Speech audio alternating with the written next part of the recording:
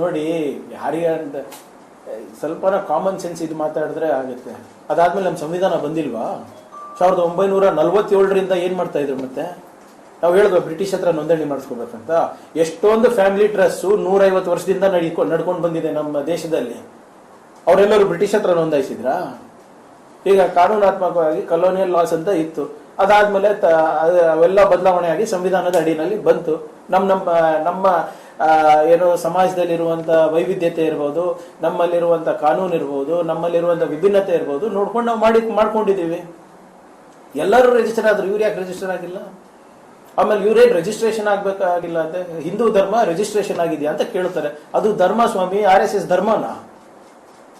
RSS ಧರ್ಮನಾ? ನೀವೇ ತಾನೇ ಸಂಘಟನೆ ಅಂತ ಹೇಳ್ತೀರಾ. ಸಂಘಟನೆ ಅಂದ್ರೆ ಅರ್ಥ ಏನು? ಸಂಘಟನೆಗೆ ಧರ್ಮಗೆ ವ್ಯತ್ಯಾಸ ಇಲ್ವಾ? ಈಗ ಇವ್ರು ಧರ್ಮನೂ ಆಗ್ಬಿಟ್ರ ಇವರು? Why are they so afraid? ಇವ್ರು ಯಾಕೆ ರಿಜಿಸ್ಟರ್ ಆಗ್ತಾ ಇಲ್ಲ ಅಂದ್ರೆ, ಇವರೆಲ್ಲಾನು ಕೂಡ ಟ್ಯಾಕ್ಸ್ ಆಂಬಿಟಿಗೆ ಬರ್ತಾರೆ, ಇವರಿಗೆ ಪ್ರಶ್ನೆಗಳು ಕೇಳ್ತಾರೆ. ಅದು ಒಂದೇ ಕಾರಣಕ್ಕೆ ಇವ್ರು ರಿಜಿಸ್ಟ್ರೇಷನ್ ಆಗ್ತಾ ಇಲ್ಲ. They want to be above the law, they want to be above the constitution. 100 ವರ್ಷ ನಡ್ಕೊಂಡು ಬಂದಿದೆ ಆದ್ರೆ ಕಾಂಗ್ರೆಸ್ ಪಾರ್ಟಿನೂ 135 ವರ್ಷ ಅಲ್ವಾ?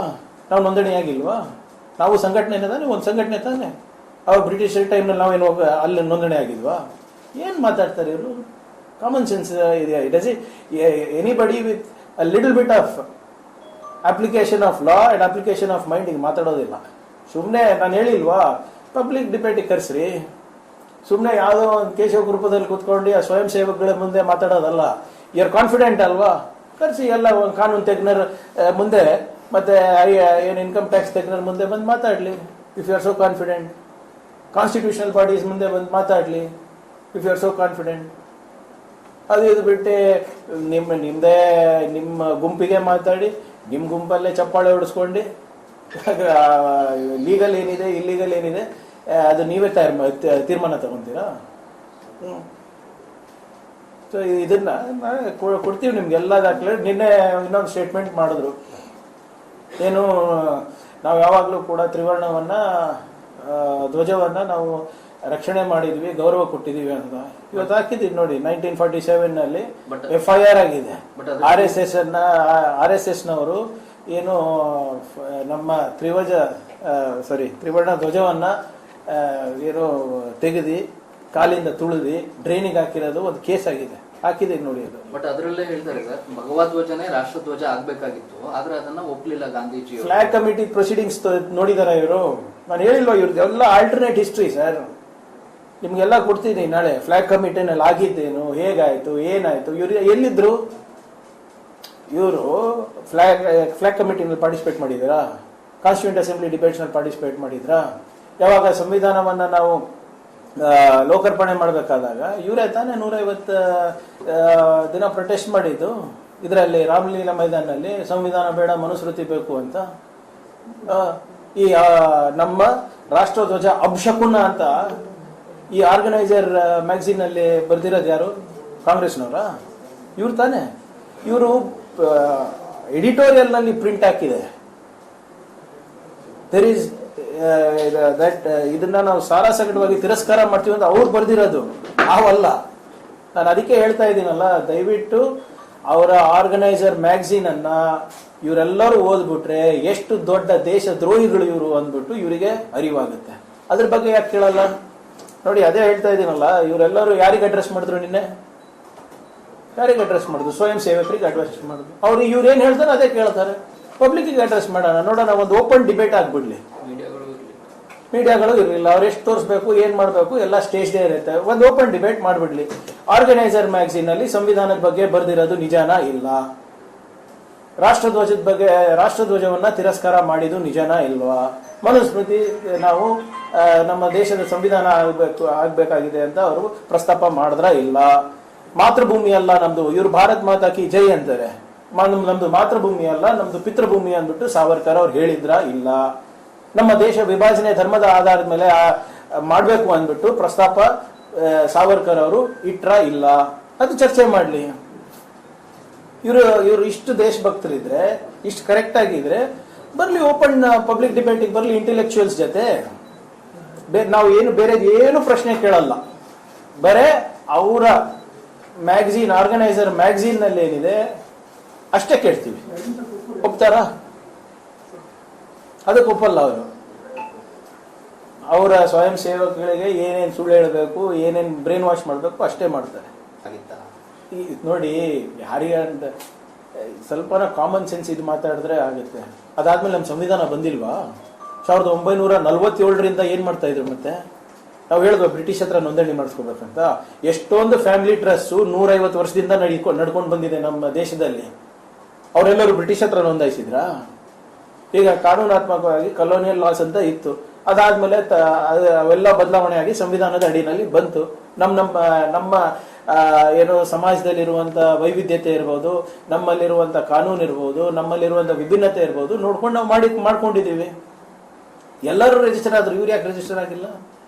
ಆಮೇಲೆ ಇವ್ರೇನ್ ರಿಜಿಸ್ಟ್ರೇಷನ್ ಆಗ್ಬೇಕಾಗಿಲ್ಲ ಅಂತ, ಹಿಂದೂ ಧರ್ಮ ರಿಜಿಸ್ಟ್ರೇಷನ್ ಆಗಿದೆಯಾ ಅಂತ ಕೇಳ್ತಾರೆ. ಅದು ಧರ್ಮ ಸ್ವಾಮಿ, RSS ಧರ್ಮನಾ? RSS ಧರ್ಮನಾ? ನೀವೇ ತಾನೇ ಸಂಘಟನೆ ಅಂತ ಹೇಳ್ತೀರಾ. ಸಂಘಟನೆ ಅಂದ್ರೆ ಅರ್ಥ ಏನು? ಸಂಘಟನೆಗೆ ಧರ್ಮಗೆ ವ್ಯತ್ಯಾಸ ಇಲ್ವಾ? ಈಗ ಇವ್ರು ಧರ್ಮನೂ ಆಗ್ಬಿಟ್ರ ಇವರು? Why are they so afraid? ಇವ್ರು ಯಾಕೆ ರಿಜಿಸ್ಟರ್ ಆಗ್ತಾ ಇಲ್ಲ ಅಂದ್ರೆ ಇವರೆಲ್ಲಾನು ಕೂಡ ಟ್ಯಾಕ್ಸ್ ಆಂಬಿಟಿಗೆ ಬರ್ತಾರೆ, ಇವರಿಗೆ ಪ್ರಶ್ನೆಗಳು ಕೇಳ್ತಾರೆ. ಅದು ಒಂದೇ ಕಾರಣಕ್ಕೆ ಇವ್ರು ರಿಜಿಸ್ಟ್ರೇಷನ್ ಆಗ್ತಾ ಇಲ್ಲ. They want to be above the law, they want to be above the constitution. 100 ವರ್ಷ ನಡ್ಕೊಂಡು ಬಂದಿದೆ ಆದ್ರೆ ಕಾಂಗ್ರೆಸ್ ಪಾರ್ಟಿನೂ 135 ವರ್ಷ ಅಲ್ವಾ? ನಾವು ನೋಂದಣಿ ಆಗಿಲ್ವಾ? ನಾವು ಸಂಘಟನೆ ತಾನೆ, ಒಂದು ಸಂಘಟನೆ ತಾನೆ. ಅವಾಗ ಬ್ರಿಟಿಷ್ ಟೈಮ್ನಲ್ಲಿ ನಾವೇನು ಅಲ್ಲಿ ನೋಂದಣಿ ಆಗಿಲ್ವಾ? ಏನ್ ಮಾತಾಡ್ತಾರೆ ಇವರು? ಕಾಮನ್ ಸೆನ್ಸ್ ಇದೆ? Does it anybody with a little bit of application of law and application of mind ಈಗ ಮಾತಾಡೋದಿಲ್ಲ. ಸುಮ್ಮನೆ ನಾನು ಹೇಳಿಲ್ವಾ, ಪಬ್ಲಿಕ್ ಡಿಬೇಟಿಗೆ ಕರೆಸ್ರಿ. ಸುಮ್ಮನೆ ಯಾವುದೋ ಒಂದು ಕೇಶವ ಗ್ರೂಪದಲ್ಲಿ ಕೂತ್ಕೊಂಡು ಆ ಸ್ವಯಂ ಸೇವಕಗಳ ಮುಂದೆ ಮಾತಾಡೋದಲ್ಲ. ಯು ಆರ್ ಕಾನ್ಫಿಡೆಂಟ್ ಅಲ್ವಾ?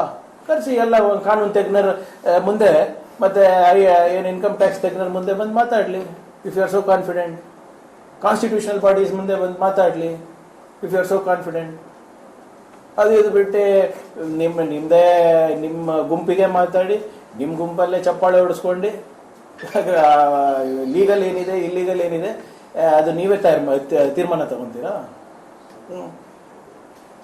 ಸೊ ಇದನ್ನ ಕೊಡ್ತೀವಿ ನಿಮ್ಗೆಲ್ಲ ದಾಖಲೆ. ನಿನ್ನೆ ಇನ್ನೊಂದು ಸ್ಟೇಟ್ಮೆಂಟ್ ಮಾಡಿದ್ರು, ಏನು ನಾವು ಯಾವಾಗಲೂ ಕೂಡ ತ್ರಿವರ್ಣವನ್ನ ಧ್ವಜವನ್ನ ನಾವು ರಕ್ಷಣೆ ಮಾಡಿದ್ವಿ, ಗೌರವ ಕೊಟ್ಟಿದೀವಿ ಅಂತ ಇವತ್ತು ಹಾಕಿದೀವಿ ನೋಡಿ. 1947ನಲ್ಲಿ FIR ಆಗಿದೆ.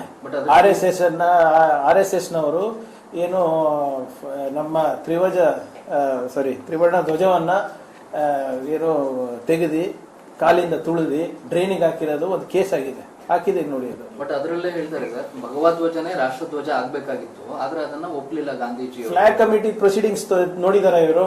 ನಾನು ಹೇಳಿಲ್ವಾ ಇವ್ರದ್ದು ಎಲ್ಲ ಆಲ್ಟರ್ನೇಟ್ ಹಿಸ್ಟ್ರಿ ಸರ್, ನಿಮ್ಗೆಲ್ಲ ಕೊಡ್ತೀನಿ ನಾಳೆ. ಫ್ಲಾಗ್ ಕಮಿಟಿನಲ್ಲಿ ಆಗಿದ್ದೇನು, ಹೇಗಾಯ್ತು, ಏನಾಯ್ತು, ಇವ್ರು ಎಲ್ಲಿದ್ರು? ಇವರು ಫ್ಲಾಗ್ ಕಮಿಟಿನಲ್ಲಿ ಪಾರ್ಟಿಸಿಪೇಟ್ ಮಾಡಿದ್ರಾ? ಕಾನ್ಸ್ಟಿಟ್ಯೂಂಟ್ ಅಸೆಂಬ್ಲಿ ಡಿಬೇಟ್ಸ್ ನಲ್ಲಿ ಪಾರ್ಟಿಸಿಪೇಟ್ ಮಾಡಿದ್ರಾ? ಯಾವಾಗ ಸಂವಿಧಾನವನ್ನ ನಾವು ಲೋಕಾರ್ಪಣೆ ಮಾಡಬೇಕಾದಾಗ ಇವರೇ ತಾನೇ 150 ದಿನ ಪ್ರೊಟೆಸ್ಟ್ ಮಾಡಿದ್ದು ಇದರಲ್ಲಿ ರಾಮಲೀಲಾ ಮೈದಾನಲ್ಲಿ, ಸಂವಿಧಾನ ಬೇಡ ಮನುಸ್ಮೃತಿ ಬೇಕು ಅಂತ. ಈ ನಮ್ಮ ರಾಷ್ಟ್ರಧ್ವಜ ಅಬ್ಶಕುನ ಅಂತ ಈ ಆರ್ಗನೈಸರ್ ಮ್ಯಾಗಝೀನ್ ನಲ್ಲಿ ಬರ್ದಿರೋದು ಯಾರು? ಕಾಂಗ್ರೆಸ್ನವರ? ಇವ್ರು ತಾನೆ. ಇವರು ಎಡಿಟೋರಿಯಲ್ ನಲ್ಲಿ ಪ್ರಿಂಟ್ ಹಾಕಿದೆ. ದೇರ್ ಇಸ್ ದಟ್ ಇದನ್ನ ನಾವು ಸಾರಾಸಗಟವಾಗಿ ತಿರಸ್ಕಾರ ಮಾಡ್ತೀವಿ ಅಂತ ಅವ್ರು ಬರ್ದಿರೋದು, ನಾವಲ್ಲ. ನಾನು ಅದಕ್ಕೆ ಹೇಳ್ತಾ ಇದ್ದೀನಲ್ಲ, ದಯವಿಟ್ಟು ಅವರ ಆರ್ಗನೈಸರ್ ಮ್ಯಾಗಝೀನ್ ಅನ್ನ ಇವರೆಲ್ಲರೂ ಓದ್ಬಿಟ್ರೆ ಎಷ್ಟು ದೊಡ್ಡ ದೇಶ ದ್ರೋಹಿಗಳು ಇವರು ಅಂದ್ಬಿಟ್ಟು ಇವರಿಗೆ ಅರಿವಾಗುತ್ತೆ. ಅದ್ರ ಬಗ್ಗೆ ಯಾಕೆ ಕೇಳಲ್ಲ ನೋಡಿ? ಅದೇ ಹೇಳ್ತಾ ಇದ್ದೀನಲ್ಲ, ಇವರೆಲ್ಲರೂ ಯಾರಿಗೆ ಅಡ್ರೆಸ್ ಮಾಡಿದ್ರು? ನಿನ್ನೆ ಯಾರಿಗೆ ಅಡ್ರೆಸ್ ಮಾಡಿದ್ರು? ಸ್ವಯಂ ಸೇವಕರಿಗೆ ಅಡ್ರೆಸ್ ಮಾಡಿದ್ರು. ಅವ್ರು ಇವ್ರೇನ್ ಹೇಳ್ತಾರೆ ಅದೇ ಕೇಳ್ತಾರೆ. ಪಬ್ಲಿಕ್ಗೆ ಅಡ್ರೆಸ್ ಮಾಡೋಣ, ನೋಡೋಣ, ಒಂದು ಓಪನ್ ಡಿಬೇಟ್ ಆಗ್ಬಿಡ್ಲಿ. ಮೀಡಿಯಾಗಳು ಇರಲಿಲ್ಲ, ಅವ್ರು ಎಷ್ಟು ತೋರಿಸ್ಬೇಕು, ಏನ್ ಮಾಡಬೇಕು ಎಲ್ಲ ಸ್ಟೇಜ್ ಡೇ ಇರುತ್ತೆ. ಒಂದು ಓಪನ್ ಡಿಬೇಟ್ ಮಾಡ್ಬಿಡ್ಲಿ. ಆರ್ಗನೈಸರ್ ಮ್ಯಾಗಝೀನ್ ಅಲ್ಲಿ ಸಂವಿಧಾನದ ಬಗ್ಗೆ ಬರ್ದಿರೋದು ನಿಜನಾ ಇಲ್ಲ? ರಾಷ್ಟ್ರಧ್ವಜದ ಬಗ್ಗೆ, ರಾಷ್ಟ್ರಧ್ವಜವನ್ನ ತಿರಸ್ಕಾರ ಮಾಡಿದ್ದು ನಿಜನಾ ಇಲ್ವಾ? ಮನುಸ್ಮೃತಿ ನಾವು ನಮ್ಮ ದೇಶದ ಸಂವಿಧಾನ ಆಗ್ಬೇಕಾಗಿದೆ ಅಂತ ಅವರು ಪ್ರಸ್ತಾಪ ಮಾಡಿದ್ರ ಇಲ್ಲ? ಮಾತೃಭೂಮಿ ಅಲ್ಲ ನಮ್ದು, ಇವ್ರು ಭಾರತ್ ಮಾತಾ ಕಿ ಜೈ ಅಂತಾರೆ. ನಮ್ದು ಮಾತೃಭೂಮಿ ಅಲ್ಲ, ನಮ್ದು ಪಿತೃಭೂಮಿ ಅಂದ್ಬಿಟ್ಟು ಸಾವರ್ಕರ್ ಅವ್ರು ಹೇಳಿದ್ರ ಇಲ್ಲ? ನಮ್ಮ ದೇಶ ವಿಭಜನೆ ಧರ್ಮದ ಆಧಾರದ ಮೇಲೆ ಮಾಡ್ಬೇಕು ಅಂದ್ಬಿಟ್ಟು ಪ್ರಸ್ತಾಪ ಸಾವರ್ಕರ್ ಅವರು ಇಟ್ರ ಇಲ್ಲ? ಅದು ಚರ್ಚೆ ಮಾಡ್ಲಿ. ಇವರು ಇಷ್ಟು ದೇಶಭಕ್ತರಿದ್ರೆ, ಇಷ್ಟು ಕರೆಕ್ಟ್ ಆಗಿದ್ರೆ ಬರ್ಲಿ, ಓಪನ್ ಪಬ್ಲಿಕ್ ಡಿಬೇಟಿಗೆ ಬರ್ಲಿ ಇಂಟೆಲೆಕ್ಚುಯಲ್ಸ್ ಜೊತೆ. ನಾವು ಬೇರೆ ಏನು ಪ್ರಶ್ನೆ ಕೇಳಲ್ಲ, ಬರೇ ಅವರ ಮ್ಯಾಗಝೀನ್, ಆರ್ಗನೈಸರ್ ಮ್ಯಾಗಝೀನ್ ನಲ್ಲಿ ಏನಿದೆ ಅಷ್ಟೇ ಕೇಳ್ತೀವಿ. ಒಪ್ತಾರ? ಅದಕ್ಕೆ ಒಪ್ಪಲ್ಲ ಅವರು. ಅವರ ಸ್ವಯಂ ಸೇವಕಗಳಿಗೆ ಏನೇನು ಸುಳ್ಳು ಹೇಳಬೇಕು, ಏನೇನು ಬ್ರೈನ್ ವಾಶ್ ಮಾಡಬೇಕು ಅಷ್ಟೇ ಮಾಡ್ತಾರೆ.